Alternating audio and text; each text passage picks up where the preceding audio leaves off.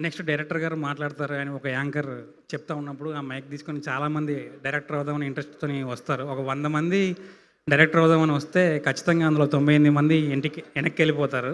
Only ఇద్దరు మాత్రమే director అవుతారు. ఆ ఇద్దరిలో నేను ఇప్పుడు ఈరోజు ఉండడానికి కారణం నా వెనకాల ఒక ఇద్దరున్నారు. ఒకటి నా వైఫ్ సౌజన్య, 2 నా ఫ్రెండ్ శివముప్పరాజు.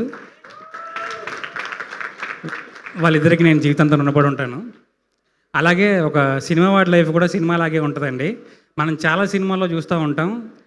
కరెక్ట్‌గా విలన్ రెడీగా ఉంటాడు. హీరోయిన్ చాలా ప్రాబ్లమ్ ఉంటది. ఇంకా ఈ విలన్ గాడు హీరోయిన్ ఏసేత్తాడు, సంపేత్తాడు, నరకేత్తాడు అనుకున్నప్పుడు పర్ఫెక్ట్ టైంలో హీరో వచ్చి కాపాడతాడు. అలాగే నా డ్రీమ్స్ కూడా అవన్నీ ఇంక అయిపోయినాయి, మట్టిలో కలిసిపోయినాయి అని నేను అనుకోని ఇంక ఇంటికెళ్ళిపోదాం అనుకున్నప్పుడు హీరోలాగా నన్ను ఎంకరేజ్ చేశారు కోన వెంకట్ గారు. ఆయన నా లైఫ్‌కి యాక్చువల్‌గా నా రియల్ లైఫ్‌లో నాకు రియల్ హీరో కోన సార్. నా ఫస్ట్ సినిమా ఇలాంటి ఒక ప్రొడక్షన్ హౌస్‌లో రావడం అనేది నేను ఖచ్చితంగా అదృష్టం అనుకుంటున్నాను. చాలామంది నా ఫ్రెండ్స్ "ఒరేయ్! సినిమా బడ్జెట్ ఎంతరా" అని అడుగుతున్నారు. నిజంగా నాకు సినిమా బడ్జెట్ తెలీదండి. ఎందుకంటే కోన సార్ ఎప్పుడు కూడా నాతోని బడ్జెట్ డిస్కస్ చేయలేదు. "నీకేం కావాలో చెప్పు, అది నీకు అరేంజ్ అయిపోద్ది" అని చెప్పేసి చాలా ఫ్రీడమ్ ఇచ్చారు. Thank you sir. Thank you very much.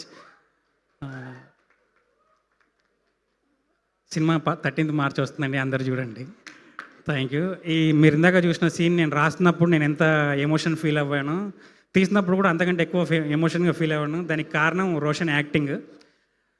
ఈ సినిమా ద్వారా రోషన్ యాక్టింగ్ అంటే ఏంటో ఇంకా చాలా నెక్స్ట్ లెవెల్‌కి వెళ్ళిపోతారని నేను 100% బిలీవ్ చేస్తున్నా. అలాగే సిరి కూడా. సిరిని తీసుకున్నప్పుడు "సిరి నీది కాకినాడ, కొద్ది రోజులు మాత్రమే, నెక్స్ట్ కరీంనగర్ అమ్మాయిలాగా మారాలి నువ్వు" అని చెప్పాను. డబ్బింగ్‌లో చాలా వరకు అది వచ్చేసింది. Thank you Siri. Thank you all of you. Thank you. Thank you Satish గారు. Thank you so much. And ఇప్పుడు మా బ్యూటిఫుల్ రాజమ్మ.